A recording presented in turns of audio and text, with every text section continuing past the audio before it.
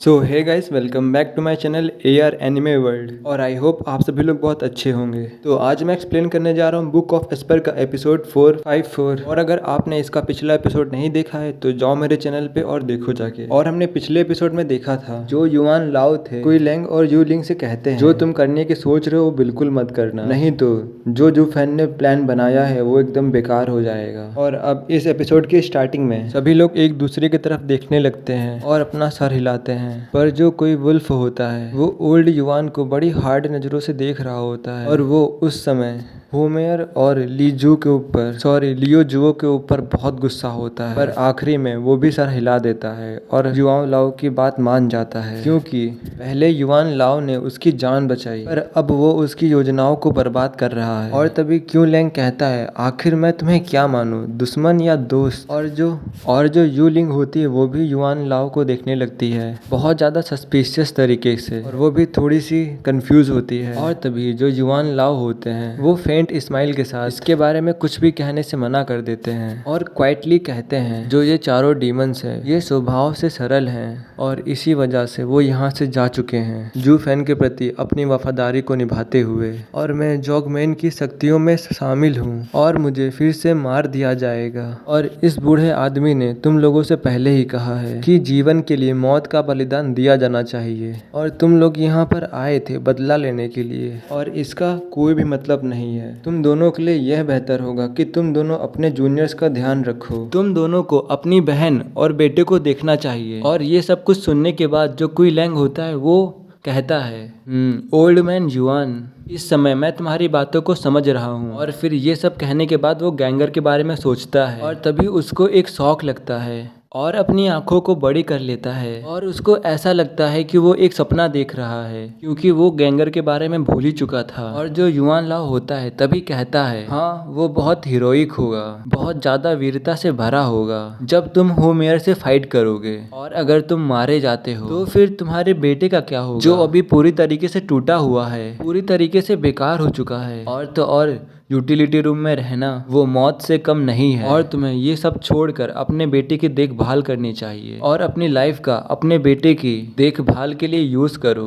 और जब कुइलिंग भी इसके बारे में सोचता है तो वो ब्रोकन हाउस की तरफ दौड़ने लगता है जहाँ पर उसका बेटा घायल अवस्था में पड़ा होता है, और वो वहाँ पर बहुत तेजी से भागने लगता है। और जो यू लिंग होती है वो मिस्टर युआन को एक ग्रेटफुल लुक देती है और उन्हें फॉलो करने लगती है। जब वो सभी लोग वहाँ पहुँचते हैं तो वो लोग वहाँ पर क्राउड को देखते हैं, वहाँ पर बहुत सारे लोग खड़े होते हैं। और जब मिस्टर युआन उस भीड़ को देखते हैं तो वो कुछ भी नहीं कहते और अपनी दाढ़ी को स्माइल करते हुए सहला रहे होते हैं। और ऐसा लग रहा होता है कि उन्हें सब कुछ पता है आखिरकार क्या होने वाला है, आखिरकार हुआ क्या है। और फिर तभी हमें बताया जाता है कि एक हट में, एक झोपड़ी में बहुत सारे लोग पहले से ही खड़े थे और वहाँ पर कुई लैंग भी खड़ा था। और जो कुई लैंग था वहाँ पर खड़े होके अपने बेटे गैंगर की तरफ देख रहा था, और जो कोई गैंग था वो वहाँ पर लेटा हुआ था। और फिर जो कोई गैंग होता है वो अनकॉन्शियस होता है और फिर बेहोश होने के बाद मर जाता है। और यहाँ पर कोई गैंग की मौत हो जाती है, डेथ हो जाती है, और कोई लैंग अपने बेटे कोई गैंगर को मरते हुए देख रहा होता है। और ये सब कुछ देखने के बाद वो बहुत कमजोर हो जाता है और वो सब कुछ देख के कोई लैंग के दिल में बहुत ज्यादा ही दर्द हो रहा होता है, क्योंकि उसका जो बेटा है उसके आंखों के सामने ही मर गया है। यार यहाँ पे ना मुझे बहुत ज़्यादा दुख हुआ ये सब कुछ पढ़ के। भाई ये बहुत ही ज़्यादा सीधा था यार। जब ये पहली बार जू फैन से मिला था तब इससे जू फैन ने कहा था कि तुम मुझे अंकल जू फैन बोलो, और फिर इसने तुरंत ही ग्रीड किया था जू फैन को। और अब देखो बेचारा मर चुका है, और तो और इस बेचारे की कोई गलती भी नहीं थी, तब भी बेचारा बहुत फालतू में मारा गया। और सुनो, मुझे नहीं पता कि जो आगे के चैप्टर आएंगे, मतलब जो चैप्टर आगे रिलीज होंगे तो शायद वो लोग इसमें कुछ चेंज कर सकते हैं, पर मुझे तो नहीं लगता कि कुछ चेंज होगा, क्योंकि जो मैंने अभी पिछले एपिसोड अपलोड किए थे नोवेल के, जो अभी पिछले चैप्टर रिलीज हुए थे जो संडे को भी रिलीज हुआ, तो वो सब कुछ मैच ही था पूरा। तो अब वीडियो को आगे बढ़ाते हैं। हाँ, जो कोई गैंगर था वो मर गया था और जो कोई लैंग था वो ये सब कुछ देख के वो एकदम टूट सा गया था, और कोई लैंग के दिल में बहुत ज्यादा दर्द हो रहा था और वो इस दर्द के साथ अपने बेटे को देख रहा होता है। और फिर वो अपने आंसुओं को रोक नहीं पाता है, जो उसके आंसू होते हैं वो बहने लगते हैं। और जो यू लिंग थी वो भी इसी की तरह थी, वो भी कोई लैंग की तरह थी। जो कुछ कोई लैंग के साथ हुआ था वो इसके साथ भी हो रहा था। जो यू लिंग होती है वो अपनी बहन के पास बैठी होती है और यूयर को देख रही होती है और यूलिंग अपनी बहन के पीले हो चुके गालों को छू रही होती है और क्वी लैंग की तरह यूलिंग के आंखों में भी बहुत ज्यादा दर्द होता है और हमें इन बातों को पढ़ के मालूम होता है कि शायद यूयर भी मर चुकी है। अगर ये दोनों जो है ना उस टाइम जू फैन की बात सुन लेते तो शायद आज ये सब कुछ नहीं होता।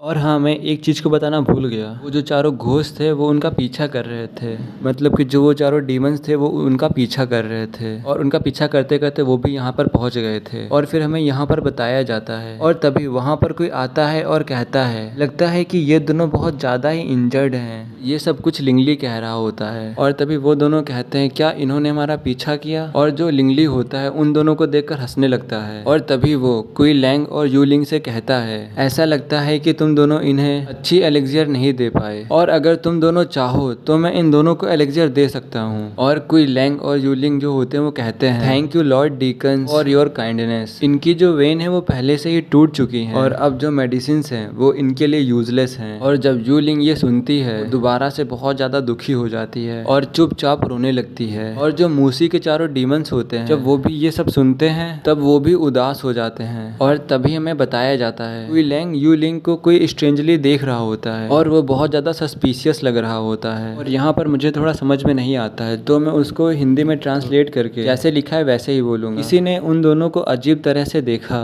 और उसने संदेह से देखा, रो या रो, क्या तुम सिर्फ अपनी नसें नहीं तोड़ सकते हो, इसमें कौन सी बड़ी बात है। इलाज के लिए बटलर जू फैन के पास जाओ। बटलर जू फैन अपने आप में ही एक जनरस इंसान है, एक जनरस पर्सन है और हालांकि तुम लोग अभी भी नहीं जानते बटलर जू फैन कौन है। और वो लोग कहते हैं क्या बटलर जू फैन, जू फैन। वो दोनों कहते हैं क्या बटलर जू फैन। और यार तुम लोग सुनो, यहाँ पर जैसा था मैंने वैसे एक्सप्लेन कर दिया पर यहाँ ये नहीं बताया गया कि ये कह कौन रहा है। और अब एपिसोड को स्टार्ट करते हैं। और वो दोनों जैसे ही ये सुनते हैं कि जू फैन इन दोनों को ठीक कर सकता है तो वो दोनों रोना बंद करते हैं और एक दूसरे की तरफ देखने लगते हैं। और जो उन दोनों की आंखें थी उनमें एक रोशनी सी लग रही थी और उनकी आंखों को देखकर ऐसा लग रहा था कि उनके अंदर एक उम्मीद से जाग चुकी है। और हालांकि अभी भी ये लोग नहीं जानते थे कि आखिरकार जू फैन है कौन, पर जो जू फैन था वो इनकी लास्ट लाइफ लाइन था और अब वही इन दोनों के बेटे और बहन को बचा सकता था। और तभी क्वी लैंग कहता है क्या जू फैन सही में मेरे बेटे की जान बचा सकता है। और जो क्वी लैंग का दिल था वो ये जानने के लिए बहुत ही ज्यादा उत्सुक हो रहा था। और जो क्वी लैंग होता है उन्हें देख रहा होता है और जब यूलिंग ये सब कुछ सुनती है तो वो भी फुल ऑफ लाइट से भर जाती है। और फिर यहाँ पर जो हमारा एपिसोड होता है वो खत्म होता है। और हाँ यार 2000 सब्सक्राइबर होने वाले हैं तो जल्दी से कंप्लीट करा दो। जैसे ही 2000 सब्सक्राइबर कंप्लीट हो जाएंगे मैं उसी दिन आधे घंटे की वीडियो अपलोड करूंगा, भले उसमें मुझे पूरा दिन लगाना पड़े। पर जो आधे घंटे की वीडियो होगी मैं रात को अपलोड कर पाऊंगा कि उसको एडिट करने में थोड़ा सा टाइम तो लगेगा। सुबह भी एक वीडियो में अपलोड कर दूंगा। तो फिर वीडियो को देखने के लिए बहुत बहुत धन्यवाद। और हाँ लास्ट में तुम लोगों से मैं एक बात पूछना चाहता हूँ, तुम लोग एक अच्छा सा एडिटिंग ऐप सजेस्ट कर सकते हो? क्योंकि अभी जो मैं जिस ऐप का यूज कर रहा हूँ उसमें 8-9 मिनट की वीडियो पे उसका जो फंक्शंस होते हैं वो काम नहीं करते, मतलब बहुत ही तुम लोग कह सकते हो कि लैग होने लगता है। कभी कभी वीडियो को एडिट करते समय वो ऐप जो है बंद भी हो जाता है। और यार लास्ट में इतना कहूंगा कि बस यार तुम एक अच्छे से ऐप को बता देना। और thank you for watching, bye bye.